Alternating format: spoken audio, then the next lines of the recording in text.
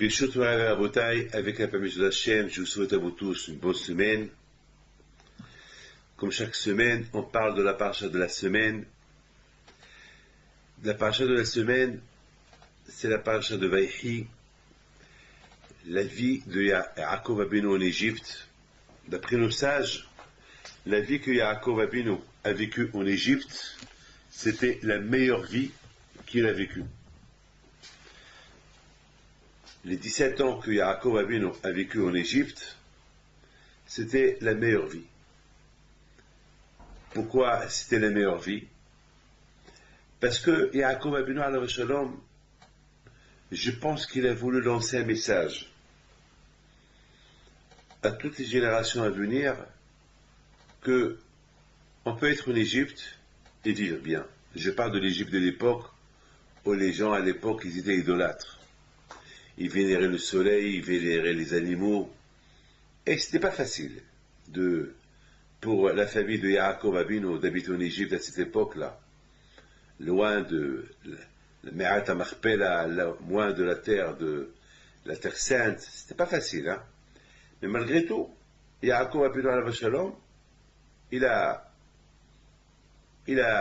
voulu montrer à toutes les générations à venir, tu vois, vous voyez, j'ai vécu en Égypte, moi qui est patriarche, moi que ma photo elle est gravée devant le trône céleste, malgré tout, voilà.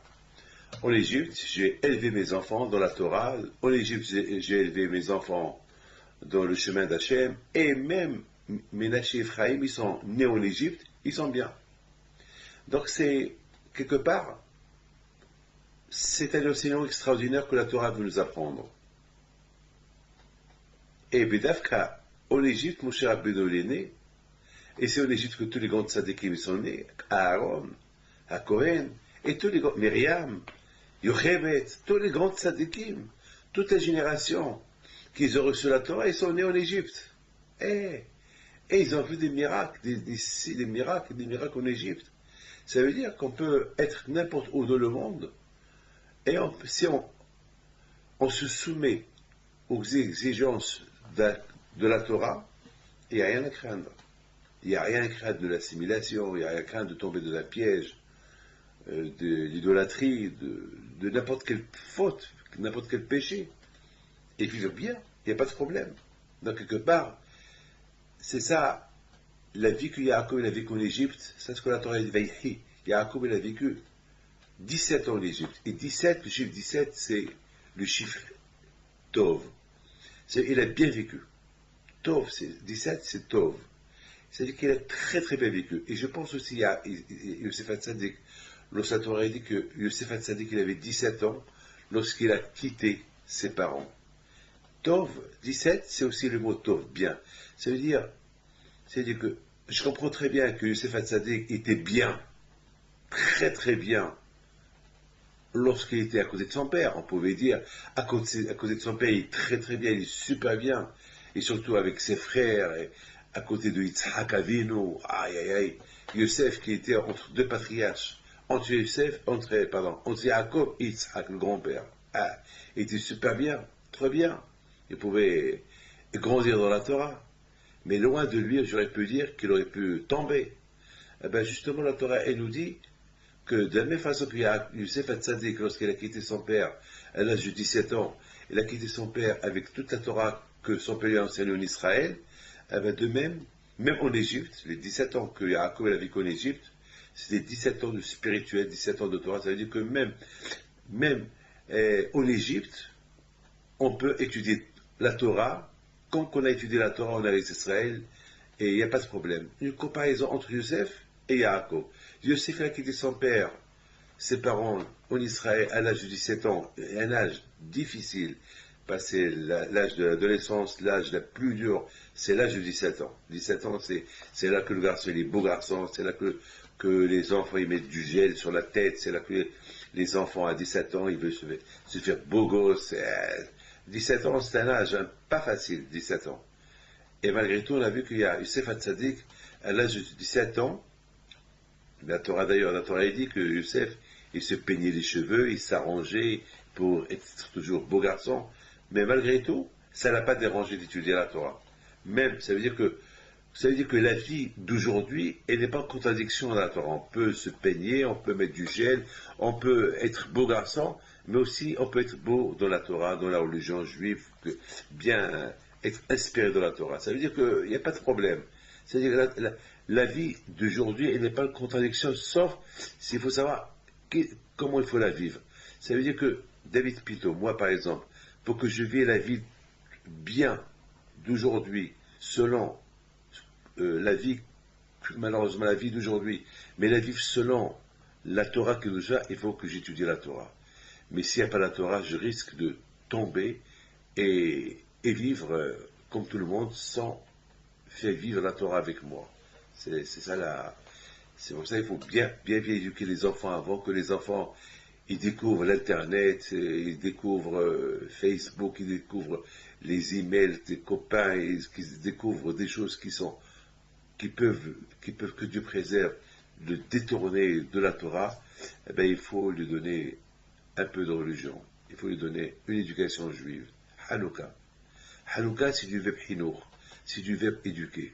Vous voyez que Hanouka, on allume de jour en jour. Chaque jour, on allume. Ça veut dire, on peut pas, il faut beaucoup faire attention. Il ne faut pas qu'on enseigne la Torah à quelqu'un d'un seul coup. On ne peut pas tomber d'un seul coup sur quelqu'un, il faut faire, parce qu'il va rien faire. Mais si chaque jour, on l'éduque, on lui apprend un peu. Il y a beaucoup de gens qui disent, eh ben, je crois que mon fils il grandit, il va apprendre. Non, c'est trop tard.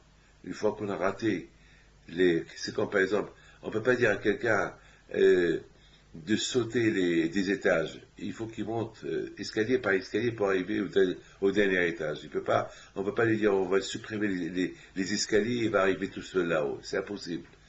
Donc la religion juive, la Torah, les mitzvot, ça commence par une éducation depuis que le bébé, il est bébé, jusqu'à qu'il commence à grandir, on lui apprend petit à petit, jusqu'à qu'il grandit, et une fois qu'il grandit, il est déjà dans le bain. Mais c'est ça la Hanouka. La Hanouka, c'est symbolique. C'est pas comme Beth Shammai qui disent on allume tout d'un seul coup et chaque fois on diminue l'allumage. Non. On fait comme Beth Hillel qu'on allume une par une. Chaque fois on progresse. Ma'ali Bakodesh. Pourquoi? Parce que la Hanouka, c'est l'éducation. Ça veut dire que, étant donné que les Hashmonaïm, ils ont décrété qu'on allume la Hanouka pour commémorer la perte d'éducation qu'on a perdue à l'époque des Grecs. On a perdu toute éducation juive. On a perdu presque toute la religion. Donc, il y a eu un miracle qu'on est resté juif. C'est un miracle extraordinaire. Donc, les Hashmonaïm, ils ont décrété d'allumer la Hanouka pour se rappeler, pour se rappeler que si on veut rester dans notre judaïsme et ne pas perdre notre judaïsme comme ce fut le cas à l'époque des Grecs, il faut toujours aller en progressant toute une vie, en progressant et continuer à progresser toute une vie. C'est pas avec une semaine, 2 semaines, 3 semaines. C'est-à-dire que chaque jour on progresse de plus qu'on prend de l'âge et que les cheveux blanchissent. Et il faut aussi s'éduquer jusqu'à. Il n'y a pas de limite à l'éducation juive. Il n'y a pas de limite au respect de la Torah. On peut pas être dans la Torah, on peut pas dire, d'ailleurs, c'est chaque année Pessah, c'est chaque semaine Shabbat, c'est chaque année Sukkot, c'est chaque année Purim. C'est pas une fête dans la vie. Chaque fois, ça veut dire que c'est un cercle, toujours, c'est un cercle, il n'y a pas de fin. Il faut toujours progresser. La façon comment j'ai fait Pessah cette année, l'année prochaine, je le ferai un peu mieux. Et l'année d'après, un peu mieux. Et c'est toujours, on doit aller en progressant. C'est comme dans la richesse. On ne peut pas se contenter de dire, voilà, je suis riche. Non. Toujours on dit, on a un, on veut deux, on a deux, on veut trois, on a trois, on veut quatre, on a quatre, on veut cinq. Et dans la richesse, on veut toujours progresser. De même, même lorsqu'on se marie, on a une petite maison, et après, on agrandit la maison, on ne va pas aller en diminuant la maison. On va, on grandit, et les frais aussi grandissent, et c'est comme ça. La vie, elle est comme ça. Donc, c'est ça l'enseignement de Hanouka. La Hanouka, c'est progresser. Savoir toujours se progresser, ne pas diminuer. C'est ça, là. Et notre émouna en Dieu est de toujours progresser et pas en allant en diminuant. Et c'est ça, Rabotai, l'enseignement de Hanouka. Et je pense, c'est ce que Yaakov Abinu, il veut nous enseigner. Que même que je suis en Égypte, mon service à Hachem, mon travail vis-à-vis d'Hachem, ma Torah, mon étude, mon respect, le respect que j'ai vis-à-vis d'Akadosh Baruch Hu, il a augmenté. C'est pas parce que l'Égypte, c'est une terre qu'à l'époque elle était impure parce qu'il y avait beaucoup de l'idolâtrie que je vais tomber de mon niveau spirituel. Non, le contraire, voilà. C'était les meilleurs moments que j'ai eu dans ma vie, c'est justement en Égypte. De l'autre côté, on voit que Youssef Hatzadik, lorsqu'il avait 17 ans en Israël, il était un grand tzaddik, il a quitté Israël lorsqu'il avait 17 ans, et 17 c'est le chiffre Tov. Tov c'est qu'il est parti avec un bagage d'Israël.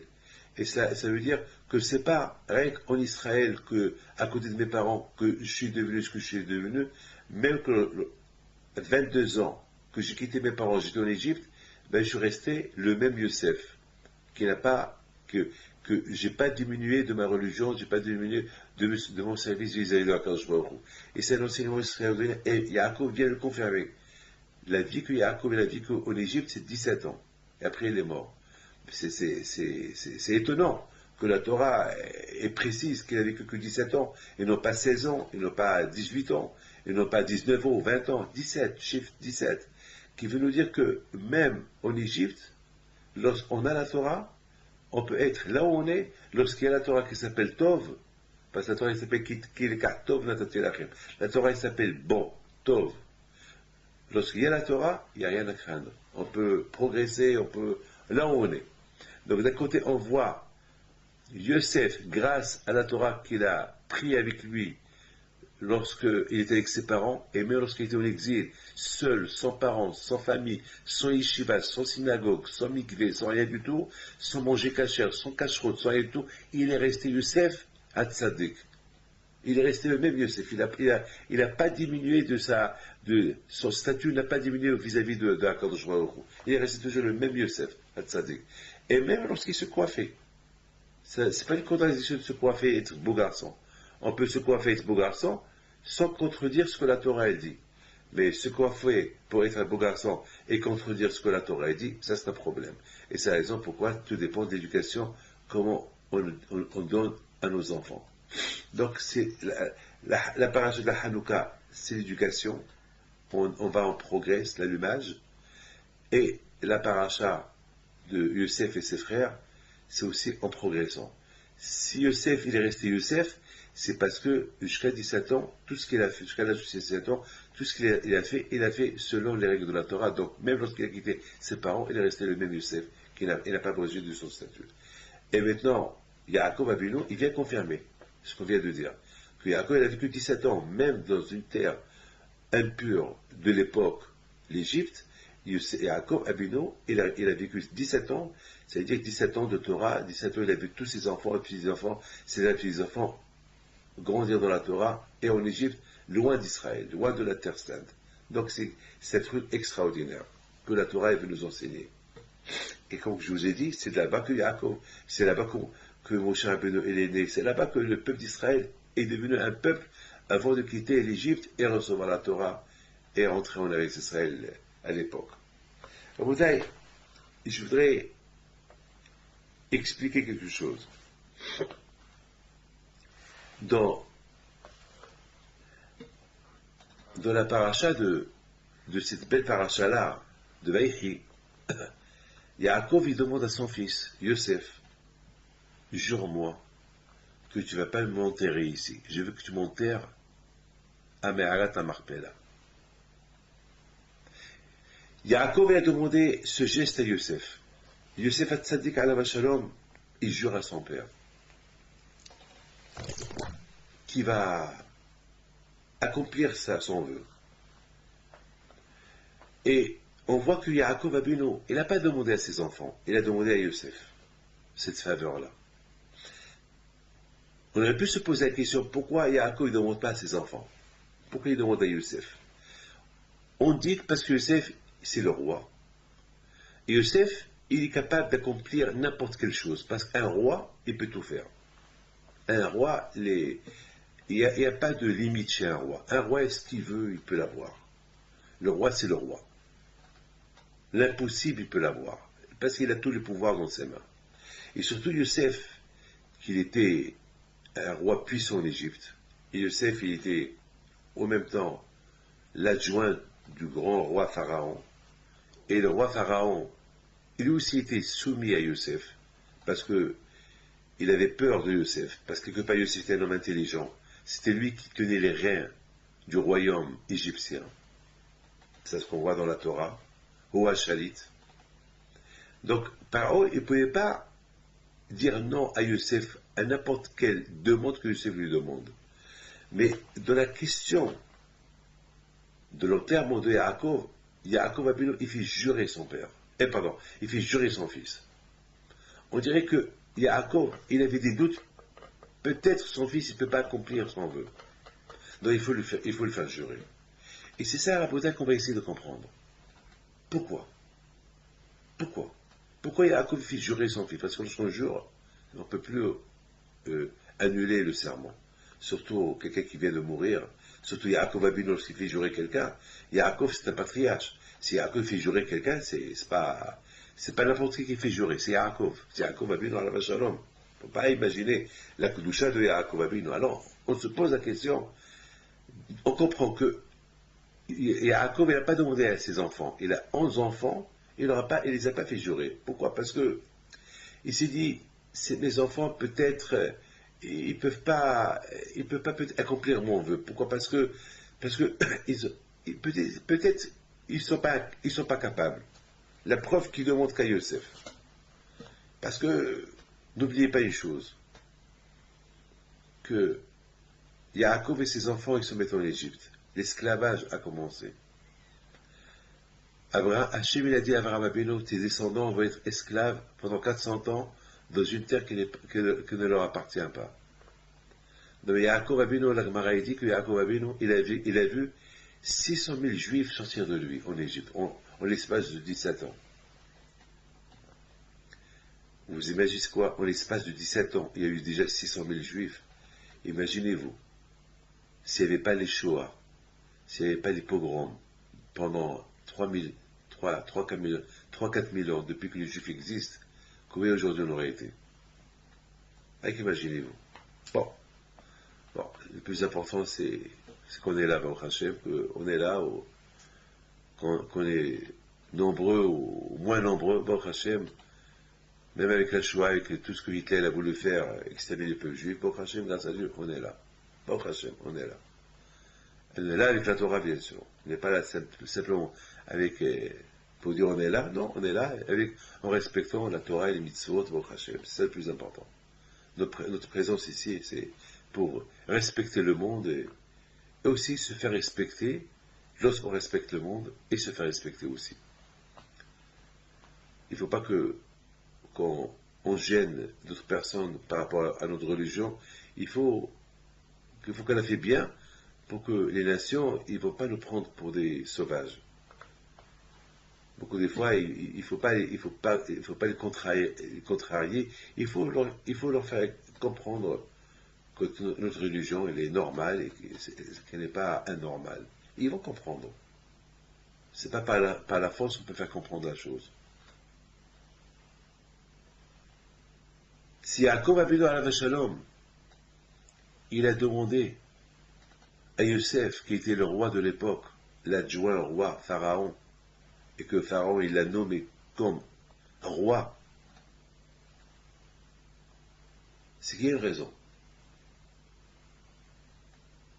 Donc on a dit que Yaakov ne pouvait pas demander à ses enfants pour une raison. Parce que peut-être ses enfants ils seront incapables d'assumer cette responsabilité lorsqu'ils meurent, ils vont le prendre en Israël enterré, à Me'arat HaMarpela.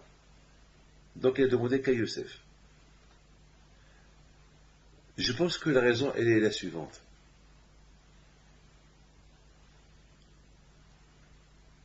Youssef HaTzadik, non seulement qui était symbolique,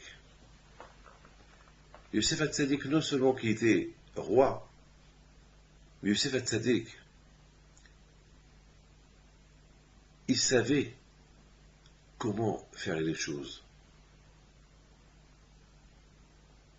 Lui seul, il pouvait obtenir la permission de Pharaon pour prendre Yaakov et l'enterrer en Israël. Parce que ses frères, là, ils sont en Égypte, ils sont en exil. Ils vont commencer dans les 400 ans de l'exil.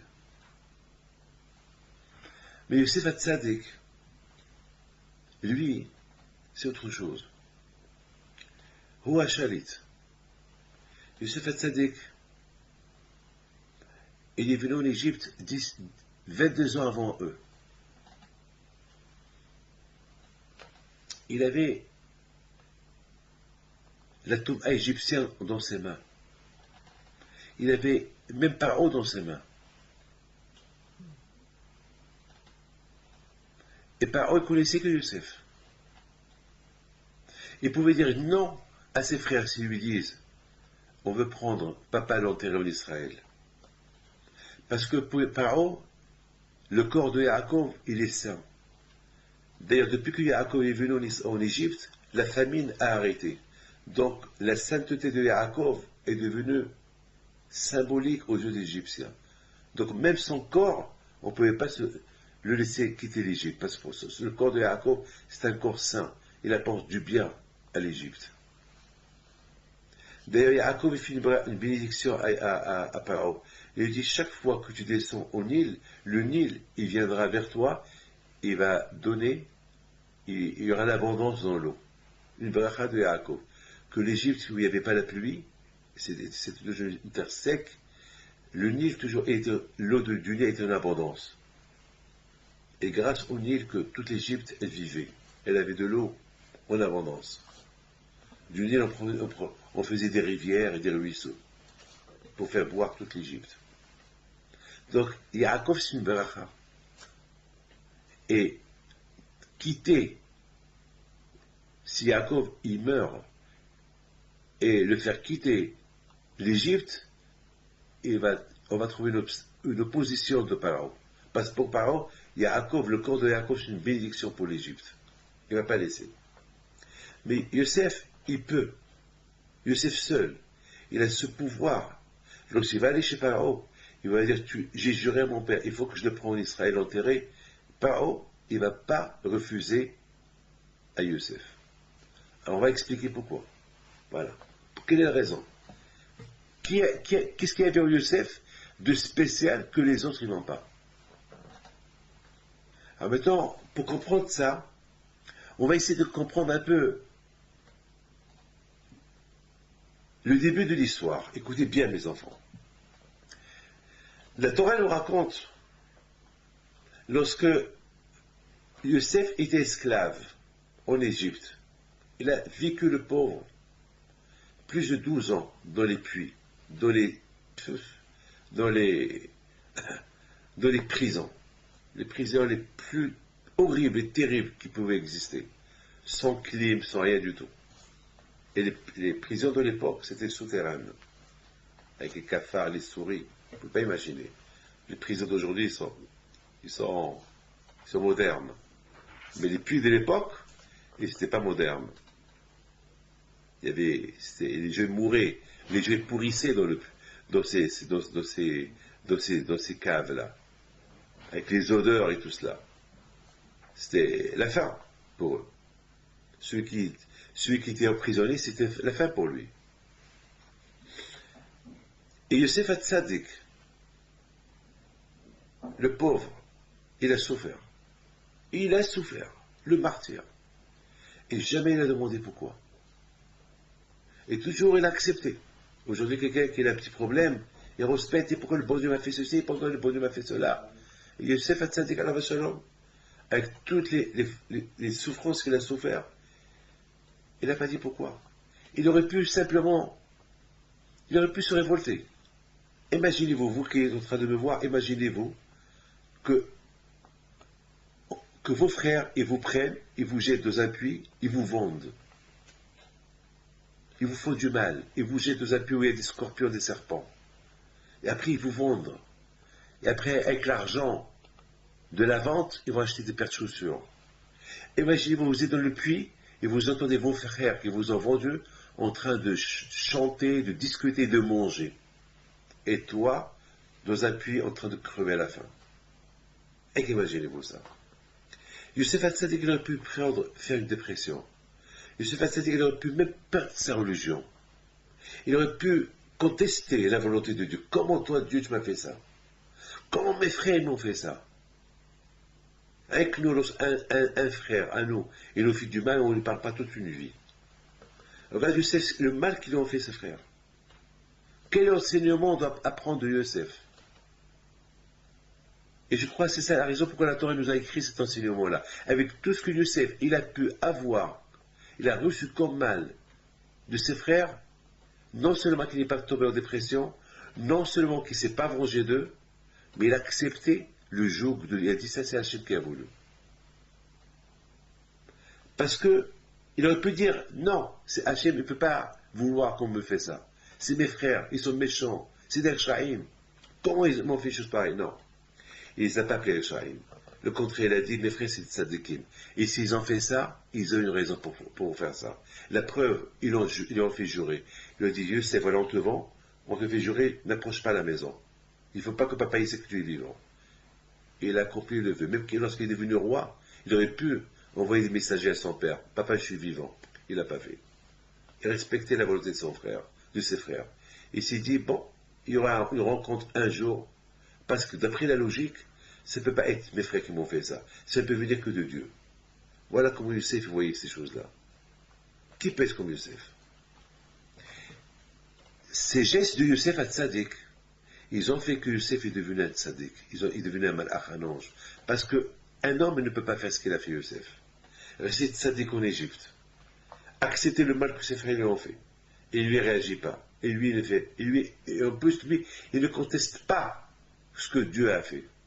Il a pris le chemin de ses parents. Comme Abraham, Isaac et Yaakov. Tous les coups qu'ils ont reçus, Dieu leur fait des promesses, des bonnes promesses, et ils reçoivent le contraire. Ils n'ont jamais posé de questions. Ils acceptent. Aujourd'hui, plein de gens, pour le petit problème qu'ils ont, ils viennent me voir et me disent et pourquoi le bon Dieu m'a fait ceci? Et pourquoi le bon Dieu m'a fait cela? Et pourquoi? Et que j'ai fait, que j'ai fait, que j'ai fait. Beaucoup de fois, j'entends des gens qui rien qu'à respectent. Combien de fois, j'ai des milliers d'histoires. Il y a des gens qui viennent chez moi et me disent ouais, on fait la Torah, on fait le Shabbat, on fait ceci, on fait cela, pourquoi on a ces problèmes? Parfois, je pose des questions. Tu fais Shabbat? Ben oui, je fais le Kiddush. Kiddush. Mais c'est Shabbat, c'est pas que le Kiddush. Le Shabbat, c'est le Shabbat. Shabbat, c'est du verbe s'asseoir. Shabbat, c'est du verbe éviter, ne pas faire, ne pas créer, ne pas travailler, ne pas allumer, pas de télé, même mettre la télévision sur automatique et s'allume et s'éteint. C'est péché. Shabbat, c'est Shabbat. Shabbat, c'est spirituel. Il n'y a pas de télé, Shabbat. Tu peux même pas la mettre sur automatique. Elle s'allume seule et s'éteint seule. Non. Shabbat, c'est la prière, c'est la Torah, c'est la dafina, c'est la salade cuite, c'est la famille, c'est les chants. C'est ça, Shabbat. Bah, puisqu'il n'y a rien de tout ça, alors, où est ton Shabbat? Le Shabbat, c'est pas le Kiddush, c'est ce qui entoure le Kiddush. C'est ça, le Shabbat. Youssef Hatzadik, avec tout le mal qu'il a eu, jamais il s'est posé de questions. Et voilà. Il y a toujours une fin à tout, hein. Mettez ça dans la tête. Un homme peut souffrir, qu'il sache. Il y a une fin à sa souffrance. Et c'est ce qui s'est passé. À la fin, Youssef, il découvre deux messieurs qui font un rêve. Il leur traduit le rêve, il leur explique le rêve, et il dit à quelqu'un, l'un de toi, par haut, il va te prendre, et toi, tu vas devenir ministre. Après, il lui dit, je t'en prie, le jour que tu deviens ministre, pense à moi. Par la parole qui me libère d'ici. C'est une chose qu'il a fait Youssef, qui lui a coûté cher. Parce que, quand il dit à Youssef, si je t'ai amené ces deux gens-là, pour qu'ils font un rêve, pour qu'ils te racontent le rêve, et tu leur traduis le rêve, et que ça va se réaliser le rêve, c'est ça qui va faire que tu vas être libéré. Pourquoi tu leur demandes de parler du bien de toi à Paro, pour que tu sois libéré? Non, il ne fallait pas le faire. Puisque tu as fait ça, alors tu restes encore 2 ans en prison. Mais le pauvre Youssef, il a fait ce qu'on appelle Ishtadlout, il a fait un effort. Vous savez toujours, moi-même, David Pitt, lorsque j'ai un problème, j'essaie de trouver des connaissances pour me pistonner. Ça ne veut pas dire que j'ai pas confiance en Dieu. Et il faut faire aussi un effort. Il ne faut pas toujours compter sur les miracles. Ben, on aurait pu dire c'est ce que Yosef il a fait. Mais Hachem, il reproche à Yosef que tu n'avais pas besoin de faire cette, cette, cette, cette avance de demander aux personnes-là de mentionner ton nom à Paro parce que tu n'avais pas besoin. Parce que si j'ai amené ces deux personnes jusqu'en prison, c'est pour t'aider. Donc, reste à 100% et confiance en Dieu, et confiance en moi. Mais le fait que tu dis à ce ministre du jour qui quitte l'Égypte et que ça va se réaliser la traduction du rêve que tu as expliqué, donc le fait qu'il va dire à Paro, il y a un juif, ça veut dire que c'est lui qui t'a libéré, ou c'est pas qui t'a libéré, c'est pas Hachem. Donc, Akash lui dit non, tu vas rester encore 2 ans en prison, comme ça tu sauras que lorsque tu vas quitter la prison, c'est moi qui t'ai libéré, et c'est pas Paro qui t'a libéré, et c'est pas ce ministre-là qui est devenu ministre-là, par rapport au bien que tu lui as fait, par connaissance, il va dire il va te pistonner chez Paro, pour qu'il te libère. Non, il faut que tu saches, c'est moi qui a voulu que tu viennes en Égypte, c'est moi qui t'a fait toutes ces souffrances-là, que tu as acceptées avec joie, et c'est moi qui vais te libérer. C'est pas Paro qui va te libérer. Voilà. Regardez, quand je vois au cours, lorsqu'il voit que je vois un tzaddik qui réduit sa foi en lui, ou qui réduit son espérance en lui, sa émouna et son bitachon en lui, quand je vois le punit. Parce que le tzaddik, il dépend de la Kadosh Baruch Hu, il ne dépend pas d'autre chose. Il y a quand on doit faire un effort, il y a quand laisse Hachem faire l'effort. Il y a beaucoup d'efforts, on voit qu'on n'a pas besoin de faire l'effort, c'est Hachem qui fait l'effort. Surtout dans le cas de Youssef, voilà. Ces deux personnes-là qui font un rêve, qui se ministrent par haut, la façon qu'on leur a traduit, ça va se réaliser, 100%. C'est ça qui va faire que il va quitter la prison. Parce que s'il n'aurait rien dit à ce monsieur-là, il aurait dit à Paro, tu sais, Paro, c'est grâce à un juif qui est en prison que j'ai été libéré parce que voilà ce qu'il nous a raconté. Et Paro, il va entendre ça, il va le libérer, il va le mettre, il va devenir ce qu'il devait devenir. Voilà la bouteille. Et parce que Youssef, à Tzadik alav shalom, parce qu'il a demandé, il a fait un effort. Quand je lui a dit, il ne fallait pas le faire. Cet effort-là va te coûter cher. C'est-à-dire que de là, on apprend combien le juif, il doit avoir confiance en Dieu, il doit avoir bitachon en HaKadosh Baruch Hu. Mon père alav shalom, c'est ce que j'ai appris de lui. Toujours mon père alav shalom, toute sa vie, c'était vraiment, on a appris de mon père la foi, l'aïmouna en Dieu. C'est ce qu'on a, on a beaucoup appris ça. De chacun de mes rabbins, j'ai appris quelque chose. Mais de mon père, j'ai appris la foi, l'aïmouna en Dieu, la foi en Dieu. Comment tout le temps il parle de Dieu, Dieu, Dieu, Dieu, Hachem, Hachem, Hachem. Et mon père ne voulait pas, mon père, 40 ans, il n'est pas sorti dehors. Il ne travaillait pas, mon père. Il n'importe quelle chose qu'il voulait, il allumait une veilleuse. Il priait à Hachem. Et ce qu'il demandait, il le recevait. Ce qu'il demandait, il le recevait. Mes amis, mon père, il vivait Hachem. Il vivait toujours avec HaKadosh Baruch Hu. Il vivait la Torah. Il vivait. C'est des choses qu'il a ancrées en nous. Je voudrais vous rappeler une chose extraordinaire. Une fois, mon père, alav shalom, il était en train d'allumer les veilleuses. On est dans la période de la Hilula d'un grand tzaddik au Maroc qui s'appelle Rabbi David Mevarouch alav shalom. Une fois, mon père était en train d'allumer les veilleuses des tzaddikim avec l'huile. Et après, lorsqu'il voulait allumer la veilleuse de Rabbi David Mevarouch alav shalom, il n'avait plus d'huile. Donc il allumait avec la bougie. La bougie, elle tombe. Mon père, il la ramasse, il la rallume. Elle retombe sur lui, elle le salit. Et mon père, il en a voulu à Rabbi David Mevarouch, qu'il est mort il y a 150 ans. Et il parle avec lui. Il dit, moi, j'allume une bougie à ta mémoire, et c'est ça ce que tu me fais, tu me salis. Je me brûle les mains, je me salis, la bougie tombe sur moi. C'est-à-dire que mon père, il a vu en ça un geste qu'il fallait qu'il comprenne. C'est pas, vous savez, aujourd'hui, tout ce qui arrive, on dit, bah, c'est une coïncidence. Chez mon père, non. Mon père, il n'y avait rien de coïncidence. Mon père, s'il tombe, il y a une raison pourquoi il est tombé. S'il perd quelque chose, il y a une raison pourquoi il a perdu. Et s'il gagne quelque chose, il y a une raison. C'est pas quand aujourd'hui c'est de l'acquis. Non. On tombe, on ne tombe pas parce qu'on a glissé sur une peau de banane. Non. Pourquoi tu n'as pas vu cette peau de banane? Tu aurais pu la voir. Pourquoi tu ne l'as pas vue? Donc il y a une raison.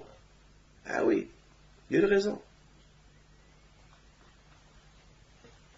Il y avait mon frère, Rabbi Haïm, que la cheminée, on va le chemin, il dit à mon père, papa, c'est logique, mon frère il avait peut-être 10 ans.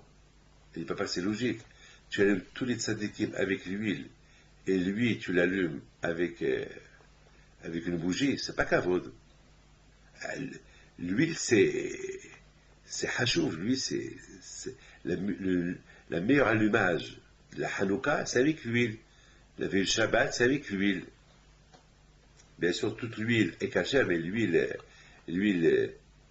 pure, c'est ça, c'est ça le vrai allumage. Mon père, il dit, bon, tu as raison, peut-être tu as raison, alors va achète-moi l'huile. Mon frère, il va lui acheter l'huile, et il allume la veilleuse de Rabbi David Baruch avec l'huile. Et mon petit frère, il dit à mon père, bah, 100% le tzaddik, il est content de toi. Il doit être content maintenant. Et 100%, les mecs qui ont brûlé, tu vas recevoir beaucoup d'argent, tu vas recevoir beaucoup de dons, et le costume qui s'est sali, tu vas recevoir un costume. Mon père, il a commencé à rigoler. Je me rappelle, il rigole. Il dit à mon frère, allez, va à l'école, va, tu ne vas pas devenir maintenant prophète ici, allez, va à l'école. Il va à l'école, et mon père, Alav Shalom, il nous racontait toujours cette histoire-là. Il nous disait que jamais il a gagné autant d'argent comme ce jour là-bas. Autant d'argent, jamais, des dons, jamais il a gagné autant d'argent. À tel point que, on lui a demandé ce jour, on a osé lui dire papa, ce jour là-bas, papa, donne-nous un peu d'argent. Aujourd'hui, tu as gagné pas mal. Donne-nous, surtout mon frère, c'est lui qui t'a prédit ce que tu gagnes, alors donne-lui un peu plus. Mon père, Alav Shalom, lorsqu'il a fermé la porte la nuit, il vient chez mon frère et lui dit, Haïm, t'as raison, j'ai gagné beaucoup d'argent aujourd'hui par rapport aux mains qu'ils ont brûlées, mais le costume. Alors mon frère, je ne sais pas ce qu'il a répondu, il a dit, bon papa, tu sais, hein, peut-être demain. Il a dit non. Si le tzaddik devait me payer, c'est aujourd'hui. Et maintenant je ferme la porte. Et lorsqu'on peut fermer la porte, la maison, ça veut dire que ça y est, c'est l'heure d'aller faire dodo. Et voilà, la bouteille, vers minuit, ça tapait à la porte. On avait l'habitude d'entendre de temps en temps les gens qui venaient taper à la porte. Mais que si c'était vraiment urgent. Parce qu'il savait que lorsque mon père, la maison de Rabbi Hibbule était toujours ouverte toute la journée. Tout le monde le sait. Mais lorsqu'elle ferme, c'est qu'il y a une raison pourquoi elle ferme. Et le soir, elle ferme. Parce que le méla, lorsqu'il se vide, ça y est, c'est la fermeture de la maison. Alors, personne n'ose venir. Mais parfois, il y avait des cas graves. Les gens venaient taper à la porte pour une bracha chez mon père. À l'époque, vous savez, il n'y avait pas encore des hôpitaux, il n'y avait pas, que Dieu préserve, beaucoup de femmes qui étaient enceintes et que c'est pas comme aujourd'hui, il y a pas césarienne. À l'époque, c'était très dangereux les accouchements et il y avait des maladies et tout. Hein. C'est pas comme aujourd'hui, qu'aujourd'hui, tout de suite, il y a l'ambulance qui vient. Non, à l'époque, les gens, ils accouchaient chez eux à la maison. D'ailleurs, nous, toute ma famille, presque mes 6 frères et sœurs, on est tous nés à la maison de Rabbi Hibbule, pas à l'hôpital. Hein. C'est-à-dire qu'on était en danger. Hein. D'ailleurs, moi, j'allais mourir et j'allais même tuer ma mère en m'accouchant. C'est pour ça qu'elle m'a appelé David, parce que mon père, Alav Shalom, il priait Hachem, il lisait Tehillim. Il lisait Tehillim, qu'il a écrit David Ameller. Et je m'appelle Hanania parce que il y a un tzaddik au Marrakech qui s'appelle Rabbi Hanania Cohen, un grand tzaddik qui est enterré à Marrakech, et que mon père, je pense qu'il a évoqué son nom. Donc nous tous, on est nés avec des noms de tzaddikim. Et aussi, je suis nommé sur Rabbi David Ben Baruch, dont je suis en train de vous raconter l'histoire. Donc ça veut dire que nous, c'est pas comme je l'appelle Pierre, Paul, Stéphane, Stéphanie. Il y a chaque nom que nos parents nous donnaient, c'est par rapport à une histoire, par rapport à un tzaddik. C'est pas on prend le calendrier ou bien on prend un livre des noms et on cherche Rudy et tout ça. Non. C'est pas ça. Il faut une raison, on peut pas. Et surtout, il faut avoir un nom juif. C'est important. Alors, tous ceux qui m'écoutent qui n'ont pas un nom juif, il faut qu'ils voient avec le rabbin d'avoir un nom juif. C'est très important. D'ailleurs, un nom, c'est important. Très important, un nom juif. Ben, vous pouvez avoir tous les noms que vous voulez, mais un nom juif, c'est très important. Ce que j'admire chez beaucoup des... Je ne veux pas rentrer dans... Que ce que j'admire sur nos parents en Égypte, la raison pourquoi ils ont été libérés de l'Égypte, parce qu'ils n'ont pas changé leur nom. Ils ont gardé leur nom hébraïque. C'est pas qu'ils ont changé leur nom. Ils n'ont pas changé leur nom. C'est l'une des raisons pourquoi ils ont été libérés de l'Égypte. Donc, à Bretagne, lorsque ça tape à la porte à minuit, c'est qu'il y a une raison. Et mon père, il entend quelqu'un qui tape à la porte. Vite, tous on descend avec lui. On a sursauté, on avait l'habitude déjà. On descend avec papa. Et mon père, il ouvre la porte. Il y avait un qui s'appelait Monsieur Simini. Et ce Monsieur Simini, il avait une fabrique. Il fabriquait du tissu. Et il a, ce jour là-bas, ça lui a pris une pensée, il faut qu'il fasse un costume à mon père. Et il a donné l'ordre au tailleur de fabriquer pour le même jour un costume pour mon père. Et il a dit, mais c'est pas possible, il a dit, même si vous le finissez à 11h du soir, je vais lui prendre. Et il vient chez mon père, il dit, Rabbi Moshe, je sais pas pourquoi, je t'apporte un costume. Mon père, tout de suite, il regarde mon frère. Et mon frère, il le regarde avec victoire. Tu sais, papa, avec les tzadikim, on ne joue pas. Tu as manqué le kavod à la David Mahor, tu l'as allumé avec une bougie, il t'a montré qu'il n'était pas content de toi, et tu as réparé la faute en allumant comme tous les tzadikim avec de l'huile, parce que Rabbi Mahor, il n'est pas moins que les autres. Pourquoi les autres, tu l'allumes avec l'huile, tu les allumes avec l'huile, et lui avec une bougie, c'est pas normal. Donc, il a montré son mécontentement. Les tzadikim, ils ne sont pas morts, ils sont vivants. Donc, il t'a fait gagner beaucoup d'aidants aujourd'hui par rapport à ce que tu as fait, parce que tu t'es brûlé les mains, et voilà, il t'a donné un costume qui t'a sali. C'est une histoire comme, on l'a vécu cette histoire, c'est pas qu'on nous l'a raconté. Regardez la grandeur de Rabbi Denbach, il n'est pas mort, il est vivant. Rabbi Hippolyte n'est pas mort, il est vivant. Yaakov Abinu n'est pas mort, il est vivant. Chacun qui étudie la Torah, il n'est pas considéré comme mort, il est vivant. Donc on comprend très bien que Yaakov Abinu, il a laissé un message pour tout le monde. Chacun qui est attaché à la Torah, même qu'on l'enterre, il est considéré comme un vivant. C'est pour ça qu'on dit, les tzadikim, même après leur mort, on les appelle les vivants. Voilà, mes amis. Donc, Rabotaï, regardez, cette belle histoire que je vous ai racontée, c'est super. C'est une histoire qui nous ramène. C'est pas comme la raconter, je l'ai vécu, je l'ai vu. J'étais là. Et j'étais là. On a vu l'histoire. J'ai vu toute l'histoire. C'est pas qu'on l'a raconté. J'ai vu ce que mon père il a fait. C'était pas une faute. Mais quelque part, c'est pas qu'un vote pour le tzaddik, que tout le monde, tous les tzaddikim, tu les allumes avec de l'huile pure, et lui, tu l'allumes avec une bougie. Quelque part, non. En plus, la bougie s'éteint après une demi-heure, et les autres verres, ils vont rester allumés 24 heures. Non. Il a montré son mécontentement. Et mon père, il a compris. Alors, il a sali mon père, il a brûlé ses mains avec la bougie, et mon père, il a compris, il a le sang, il a réparé tout de suite la faute qu'il a fait, et le tzaddik, il a payé le même jour. Voilà. Le même jour, il a payé. Vous voyez, Rabotaï, c'est ça les tzaddikim. C'est ça, Rabotaï, les tzaddikim. On ne peut pas imaginer Yosef HaTzadik alav shalom lorsque Paro, maintenant, c'est pour ça que Yosef HaTzadik il a été puni. Parce qu'un jour il a dit, jusqu'à maintenant tu as confiance en moi, et maintenant tu décales de la confiance, tu dis à ce monsieur-là que tu viens d'expliquer le rêve, que s'il soit libéré, qui parle, qui te pistonne chez Paro pour que tu te libères, et si tu pistonnes chez Paro, il va te libérer, tu vas devenir un roi. Laisse-moi, tu as confiance en moi, continue. Alors 2 ans, il reste encore en prison. Pendant 2 ans, Youssef, il a réparé son manque de confiance en Dieu. Et là, Paro, il fait un rêve. Il fait un rêve super. Mais un rêve qui l'a rendu fou. il a fallu que Youssef vienne lui expliquer le rêve. Il lui a expliqué le rêve. Il lui a dit, tu vois, ton rêve que tu rêvais, c'est 7 ans de famine et c'est 7 ans d'abondance. Il va avoir l'abondance, mais après il va avoir 7 ans de famine. Et ça, il va tellement 7 ans de famine jusqu'à que les gens vont oublier l'abondance qu'il y avait. Ils vont devenir toute la richesse qu'ils ont fait en 7 ans, ils vont tout perdre. Alors maintenant, Pharaon, je te donne un conseil, trouve quelqu'un qui gère pendant les 7 ans de l'abondance, de garder, de préparer des provisions pour les 7 ans qui va pas avoir l'abondance, qui va avoir la famine. Là, Youssef Hatzadik, tout le monde pose la question, mais de quoi il se met Youssef pour donner un conseil à Pharaon? Pharaon lui demande de lui expliquer le rêve, c'est tout. Mais pourquoi il lui donne un conseil? Eh bien justement, la réponse elle est simple.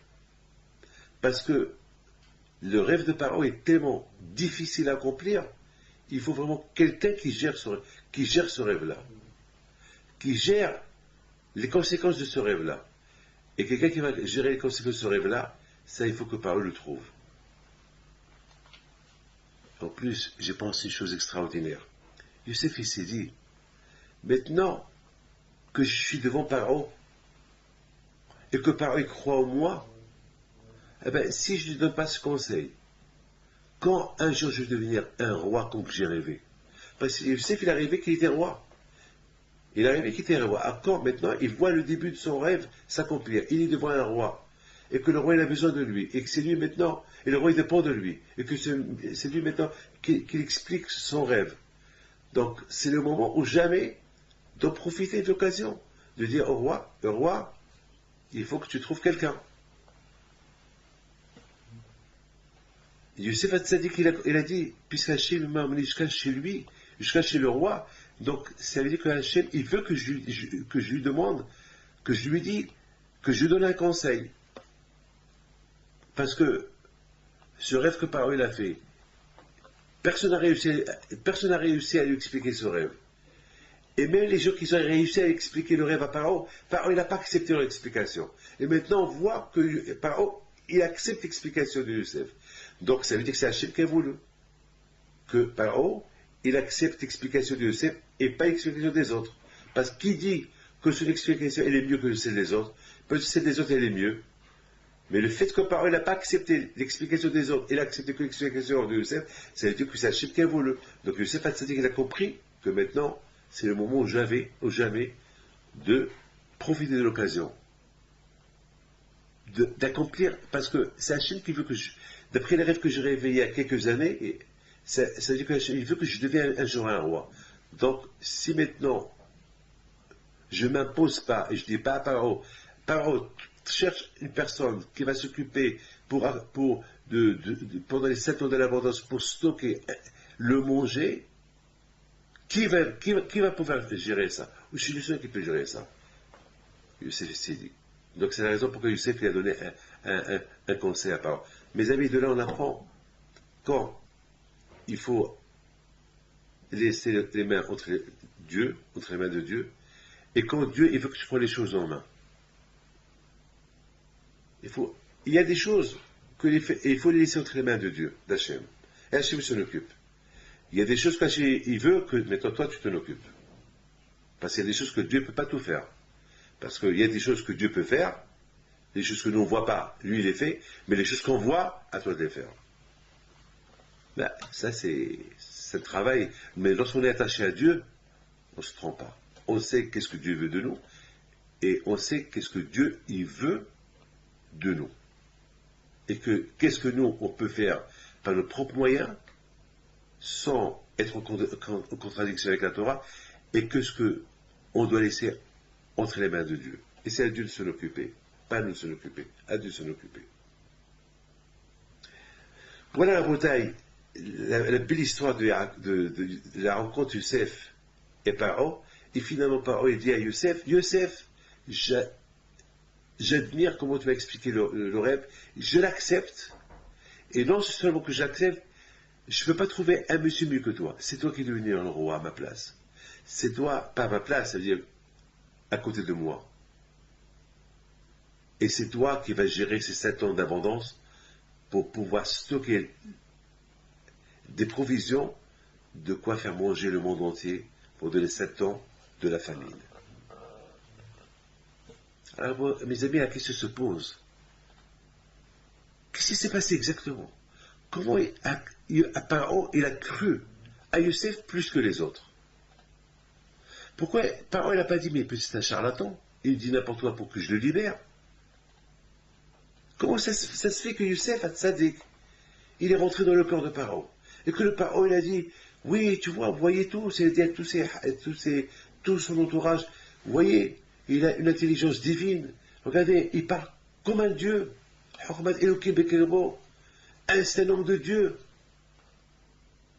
Mais vous voyez, il a l'image de Dieu. Il a ce qu'on appelle Tselem Elokim. Chaque personne, il a l'image de Dieu. Mais malheureusement, on ne voit pas cette image-là. Les tzadikim, on voit sur eux l'image de Dieu, les tzadikim. Et par ok, les rachats, qu'est-ce qu'il dit? Lui, il voit l'image de Dieu. Qu'est-ce qui s'est passé? Pourquoi il n'a pas pris pour un charlatan? Non, il a cru en lui. Vous savez, à c'est quoi la raison? La raison, elle est simple. Un tzaddik, tu vois ça sur son visage. Paro, il n'a pas oublié que chez lui à la maison, il y avait une fois Sarah Imeno. Sarah Imeno. N'oublie pas que Sarah a été prise.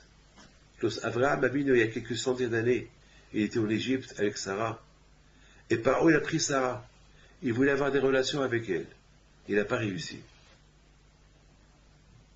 Il n'a pas réussi. Le malach, l'ange, il est venu frapper le Paro. Et voilà maintenant, il voit Youssef. Il voit en Youssef. Il a su qu'il est juif. Il a su qu'il est le petit-fils de Sarah et Ménon. Qu'est-ce qu'il voyait Youssef? Il voyait Sarah. C'est extraordinaire. Paro est arrivé à voir la vérité. Il s'est dit, ce Youssef qui est en face de moi, il est en train de me parler, il m'a bien expliqué le rêve. Il ne demande pas une récompense du rêve qui m'a traduit. Il ne demande rien du tout. Et maintenant, je te dis, j'ai fait un rêve. Qu'est-ce que Youssef il dit à Paro? Je vais t'expliquer le rêve selon ce que Hachem il va me dire. C'est-à-dire que Youssef Hatzadik, il met toujours Akadosh Baruch Hu en avant. C'est pas Zama que c'est moi qui va faire. C'est grâce à moi. Non, c'est grâce à Hachem. Tout est grâce à Hachem. Paro, il a vu en Youssef Hatzadik. Il aurait pu Youssef se sauver de cette grotte où il est, de cette prison où il est. Il ne s'est pas sauvé. Parce qu'il est aimé, parce qu'il est esclave. Et un esclave, il ne se sauve pas. Alors que Youssef, il avait tout le pouvoir de se sauver. Il était fort. Et en plus, il a été pris pour rien. Il n'y avait pas de raison pour être esclave. Et Youssef, il est resté esclave. Tout ça, par où il voit cette sainteté de Youssef. Il a été pris par cette sainteté. Il a été, même Pharaon, même celui qui était anti-Torah, anti-religion, anti-tout, qui ne croit pas en Dieu, il se prenait pour un Dieu. Il a été séduit par l'honnêteté de Youssef Hatzadik. Il sera qu'il avait en lui l'image de Dieu. Donc, maintenant, répond à notre question. Pourquoi Youssef était seul capable d'aller chez Paro? Et Dieu dit à Paro, il faut me laisser prendre mon père, l'enterrer en Israël. Pourquoi? Parce que lorsque Paro il voyait Youssef, il voyait dans Youssef l'image de la vérité. Youssef, il aurait pu voler pendant les 7 ans de sécheresse, lorsqu'il y avait la famine en Égypte, il aurait pu remplir ses poches avec tout l'argent qu'il a gagné. Mais Youssef, tout l'argent qu'il gagnait, il a donné à Paro. Voilà Youssef. Donc Youssef, c'était le symbole du Emet, le symbole de la vérité. Donc lorsque Yaakov, il savait ça, on dit Titel Emet Yaakov. Yaakov, c'était le symbole de la vérité. Et Youssef aussi, il a hérité cette symbolique de son père Yaakov, la vérité. Donc, Yaakov, il a dit, il n'y a que toi que lorsque tu vas aller chez Pharaon, tu vas dire à Pharaon que j'ai un ordre de mon père d'être enterré en Israël, à Marat, à Merpela, à toi il va t'écouter. Parce que tes frères, malheureusement, ils n'ont pas été, ils sont des grands tzadikim, mais un peu ils m'ont menti. Ils m'ont caché qu'ils t'ont vendu. Donc, même qu'ils ont fait ça avec la permission de Dieu, mais ils ont triché. Ils ont pu tricher. Dans la vérité, ils ont triché. Donc, ils ne peuvent pas séduire Pharaon. Ils ne peuvent pas séduire Pharaon de leur donner la permission de m'enterrer. Mais à toi, dès qu'il te voit, il va vous voir en toi.